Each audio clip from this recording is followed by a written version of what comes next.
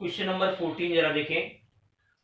इसमें कह रहा है कि इस फिगर में किसी एक समान स्थिर वैद्युत क्षेत्र में तीन आवेशित कणों की पथ चिन्ह इसके ट्रैक्स दर्शाए गए हैं।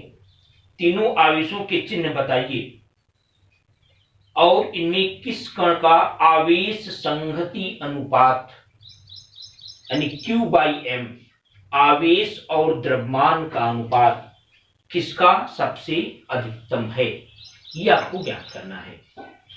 देखिए ये प्लस है, प्लेट है, ये ऋणात्मक है, तो कन्फर्म है कि वैद्युत क्षेत्र किधर होगा, प्लस से माइनस की ओर। इस वैद्युत क्षेत्र में तीन आवेशित कण हैं जो वैद्युत क्षेत्र के लंबवत प्रवेश कराए गए हैं। चूंकि ये तीनों आवेशित कण हैं तो निश्चित है कि वैद्युत क्षेत्र में ये बल का अनुभव करेंगे। तो हमें ज्ञात करना है कि इन तीनों आवेशित कणों पर आवेश का चिन्ह क्या है। तो देख सकते हैं कि जो कण एक है और कण दो है, ये दोनों किस तरफ मूव हो रहा है, पॉजिटिव प्लेट की ओर। ये धनावेश की ओर ही आकर्षित हो रहे हैं, जबकि जो कण तीन है वो ऋण प्लेट की ओर आकर्षित हुआ है। तो ये निश्चित है कि एक व दो क्या होंगे, जो एक व दो हैं ये होंगे धनावेशित ऋणावेशित होंगे, क्योंकि धन प्लेट की ओर आकर्षित हुए हैं। और जबकि जो तीसरा वाला कण है चूंकि ऋण प्लेट की ओर आकर्षित हुआ है इसलिए ये धनावेशित होगा। अब फिर कह रहा है इसका आवेश और द्रव्यमान का अनुपात ज्ञात करना है कि किसका आवेश बटे द्रव्यमान अधिक है, यानी किसका विशिष्ट आवेश अधिक है।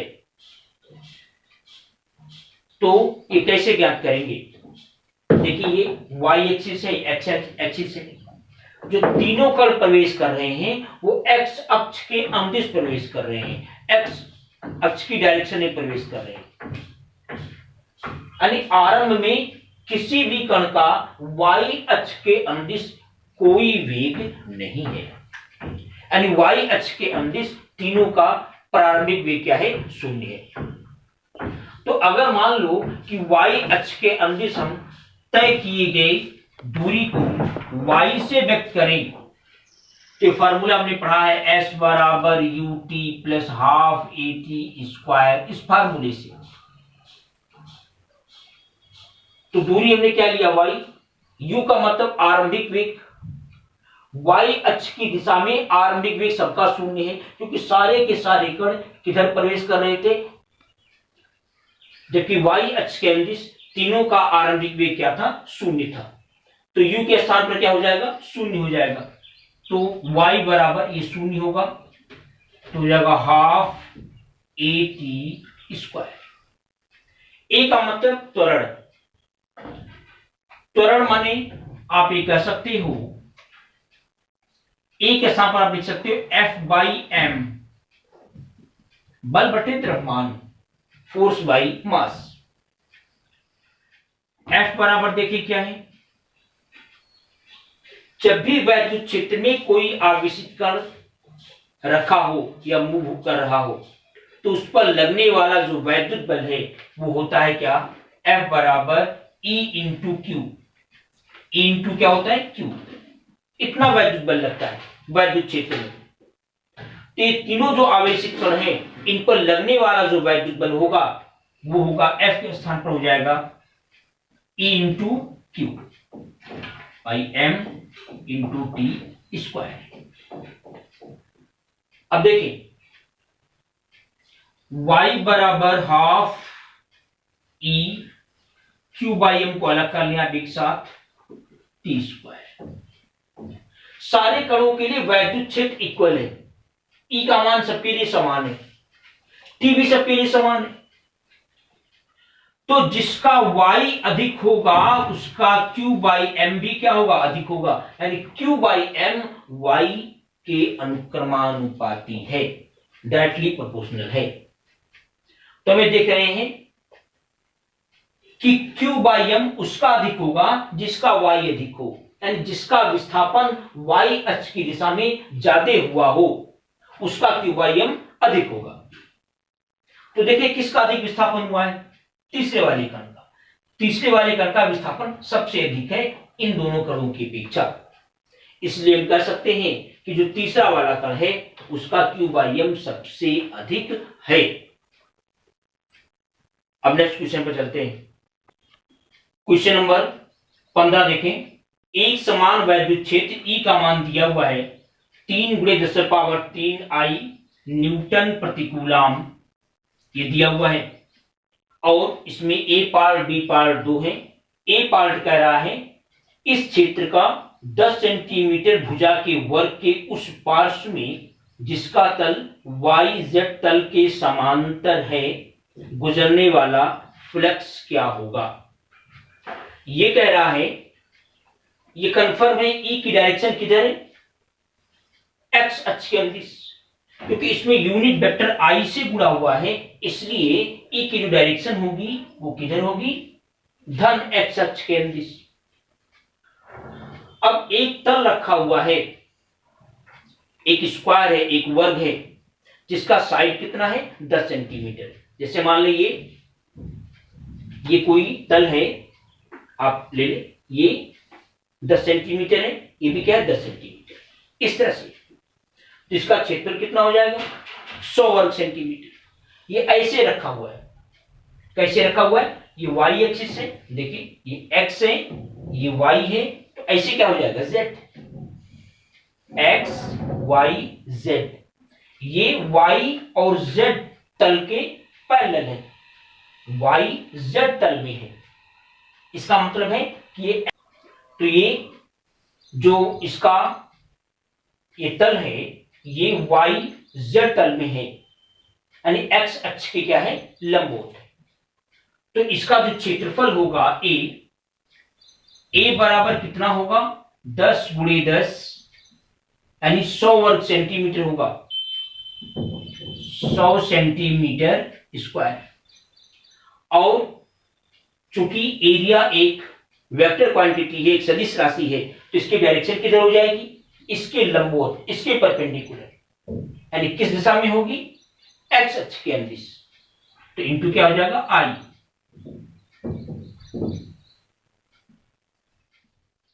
इतना सेंटीमीटर स्क्वायर, ये वेक्टर ए लिखते हैं। इसको मीटर में कन्वर्ट कर ले रहे हैं, 100 वर्ग सेंटीमीटर का मतलब हो जाएगा 1 × 10⁻⁻2, ये होगा मीटर का स्क्वायर, ये हो गया। तो हमें ज्ञात करना है कि इससे गुजरने वाला वैद्युत फ्लक्स कितना होगा, इलेक्ट्रिक फ्लक्स कितना होगा। तो इलेक्ट्रिक फ्लक्स फाई E = होता है E dot Q, E dot A। E का मान रखें, ये वेक्टर E है, E = है 3 × 10⁻³ I डॉट A, A कितना है 1 × 10⁻⁻2 I, ये हुआ। देखिए कितना आएगा, ये आएगा 30 आएगा, 30 आएगा। ये इसका मात्रक भी लिख सकते हैं, फाई का मात्रक पहले बताया गया है, ई का मात्रक आप जानते हो न्यूटन प्रति कूलाम होता है, ई का मात्रक आप जानते हैं न्यूटन प्रति कूलाम होता है, ये मीटर स्क्वायर होता है, तो इसको हम लिख सकते हैं न्यूटन मीटर स्क्वायर प्रति कूलाम। ये फाई ए बराबर हो गया। अब पार्ट बी देखें, इसका बी पार्ट है, ये कह रहा है यदि इस वर्ग से गुजरने वाला फ्लक्स, इसी वर्ग से गुजरने वाला फ्लक्स कितना है, यदि इसके तल का अभिलंब x अक्ष से 60 अंश का कोण बना रहा है। ये कह रहे हैं कि तल का जो अभिलंब है, यानी इस प्लेन पर का जो परपेंडिकुलर है, वो x अक्ष से 60 डिग्री का कोण बना रहा है, ऐसे कोण बना रहा है 60 डिग्री, चाहे इधर का या इधर का 60 डिग्री का कोण बना रहा है। तो उस अवस्था में देखें फाई ई बराबर हो जाएगा E A cos थीटा।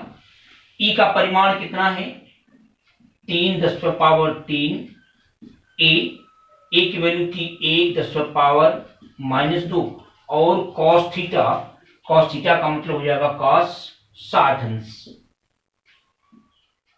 ये आपका आएगा 30, cos 60 का मान होता है 1/2, तो ये जाएगा 15 न्यूटन मीटर स्क्वायर प्रति कूलम। ये आ गया आंसर इसका।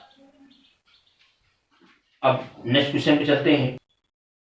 क्वेश्चन नंबर 16 जरा देखिए, ये कह रहा है अभ्यास, ये जो 15वां क्वेश्चन है, इसमें कह रहा है कि एक समान वैद्युत क्षेत्र का 20 सेंटीमीटर भुजा के किसी घन से जो इस प्रकार से विन्यासित है कि उसके फलक निर्देशांक तलों के समांतर हैं, कितना नेट फ्लक्स गुजरेगा। ये कह रहे हैं कि जो सवाल पिछला वाला था वही क्वेश्चन है। एक ऐसा फलक मतलब एक ऐसा घन लिया गया है जिसकी प्रत्येक भुजा कितनी है, 20 सेंटीमीटर है, प्रत्येक भुजा 20 सेंटीमीटर है और इसके जितने भी एज एपोर हैं वो इन तीनों एक्स एच, वाई एच और जेड एच के पैरेलल है। देखिए ये वाला एक्स एच के पैरेलल है, ये वाला साइड वाई एच के पैरेलल है, ये वाला जो साइड है वो जेड एच के पैरेलल है। तो इससे गुजरने वाला नेट फ्लक्स कितना होगा। अब देखिए जरा, और वैद्युत क्षेत्र की दिशा ऐसे दी हुई थी E। तो अगर वैद्युत बल रेखाएं ऐसे चलेंगी तो इसमें प्रवेश करेंगी और यहां बाहर निकल जाएंगी, यानी जितनी बल रेखाएं एक फलक से प्रवेश करेंगी, एक साइड से प्रवेश करेंगी, उतने ही दूसरे साइड से बाहर आ जाएंगी। यानी जितना फ्लक्स निगेटिव होगा उतनी फ्लक्स क्या होगा, पॉजिटिव होगा। तो टोटल फ्लक्स कितना आ जाएगा, 0 आ जाएगा। तो इससे गुजरने वाला जो नेट फ्लक्स है वो 0 होगा। अब नेक्स्ट क्वेश्चन पर देखते हैं। क्वेश्चन नंबर 17 देखें, किसी काले बॉक्स के पृष्ठ पर वैद्युत क्षेत्र की सावधानी पूर्वक ली गई माप या संकेत देती है कि बॉक्स के पृष्ठ से गुजरने वाला नेट फ्लक्स इतना न्यूटन मीटर स्क्वायर प्रति कूलम है। यानी किसी भी बॉक्स से गुजरने वाला नेट फ्लक्स इतना दिया हुआ है। तो अगर नेट फ्लक्स इतना दिया हुआ है तो ये कह रहा है कि उसके भीतर कितना आवेश है। हमने पढ़ा है गॉस के प्रमेय में कि ये किसी भी आकार का हो, इसके अंदर कोई अगर आवेश है तो इससे गुजरने वाला जो नेट वैद्युत फ्लक्स होता है फाई ई, वो फाई ई बराबर क्या होता है, Q by epsilon not. Q का मतलब होगा इस बंद पृष्ठ के अंदर उपस्थित नेट आवेश, टोटल आवेश।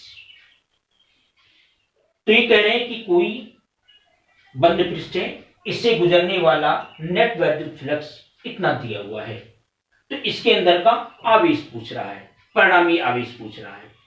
तो इस फार्मूले को यूज करें तो Q इज इक्वल टू जाएगा phi E into epsilon naught. Phi E है 8⁻3, एप्सिलॉन नॉट का मान होता है 8.854 10⁻⁻12। गुणा कर दें इसका 832 43